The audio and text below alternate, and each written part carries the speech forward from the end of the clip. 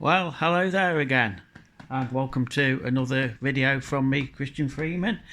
And we're going to be having a look at yet another one of the TVs in my vivid collection. This is probably one of the smaller ones, or one of the smallest ones in my collection. This one we're looking at today. This is the Samsung T27 D39S. I don't know if you can see that there. This is LED TV, what's known as a smart TV. So it's got the Samsung's recognised smart hub on there, so it can connect to the internet and get all your BBC iPlayer and ITV player and YouTube and all stuff like that comes up. So yeah, we're actually looking at one that's quite modern here and has got a few features on it.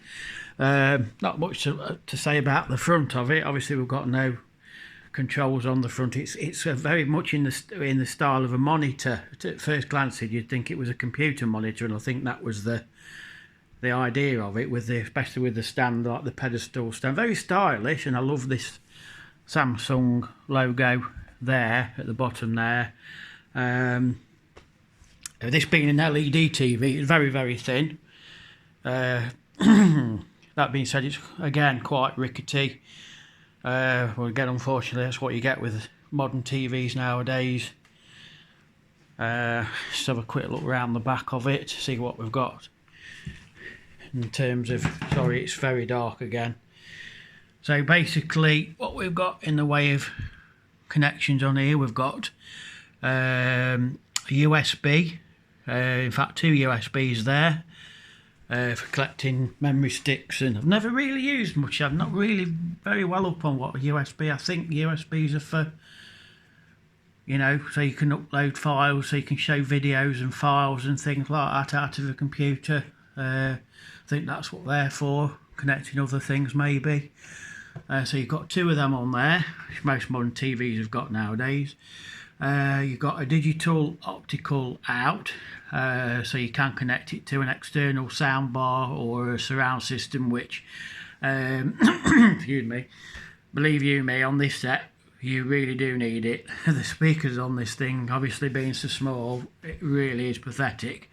Even on a screen this size, I would say definitely invest in a soundbar, definitely. The standalone sound from this is just diabolical. No bass whatsoever. When you consider how big the speakers are, I mean, where would the speakers even be? It's not surprising really, but yeah, definitely. Even on full volume, you'd struggle to hear it. So yeah, so that's that very, very much needed socket on this. You've got two HDMI's on here.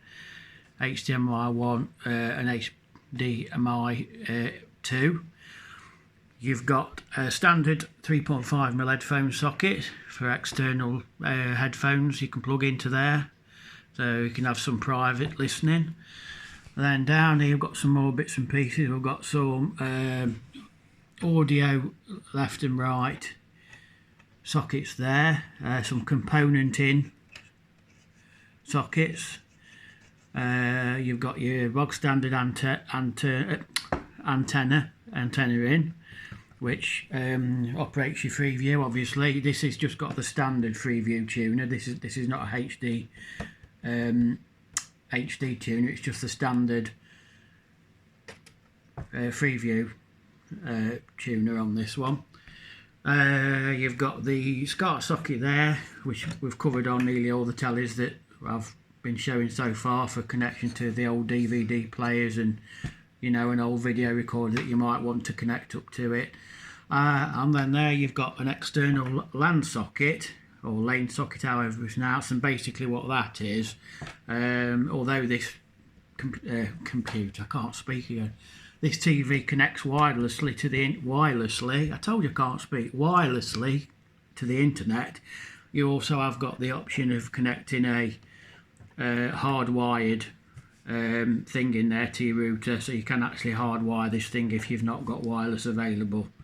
So you can connect a phone thing in there to your router, and you can connect with cable if you've not got a wireless router available, or you can't connect wirelessly for whatever reason. I've got the Samsung plate there with your serial number.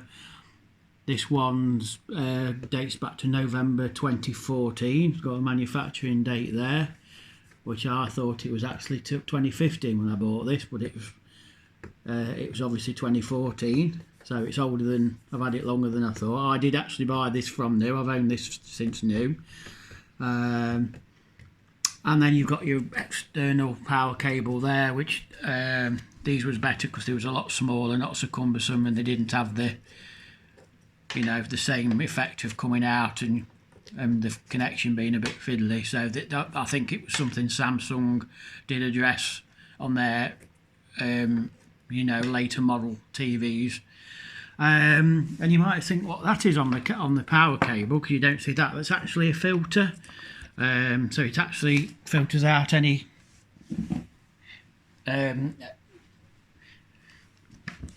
external, you know, interference from there. You normally find these things on computer cables and things like that. So it's supposed to give a perfect picture and filter out any unwanted interference on the picture. That's what that is. Don't really see that on many normal TV cables, so I'm not quite sure really why that was provided with it, but it was. So basically that's you've got a joystick on there. I don't know if the camera's picking it up, which so you can control this. If you lose the remote control, we'll take a look at the remote in a minute actually, but I don't know if you can see it there, but there's actually like a joystick controller thing there, so you can actually control the TV if you lose the remote control or you break it. So it looks like an up down, like a tile. You can't see it on there, the light's really bad, but it is in there, trust me. So yes, on that brings us to the remote control,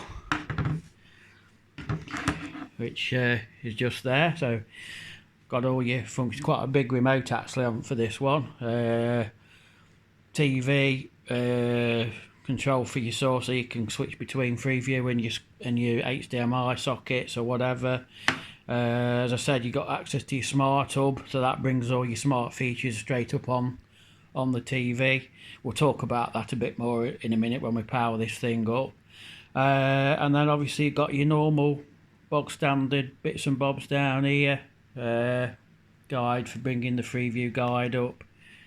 Going out of focus now. Menu and pretty bog standard remote control there with all the normal everyday features on there for you.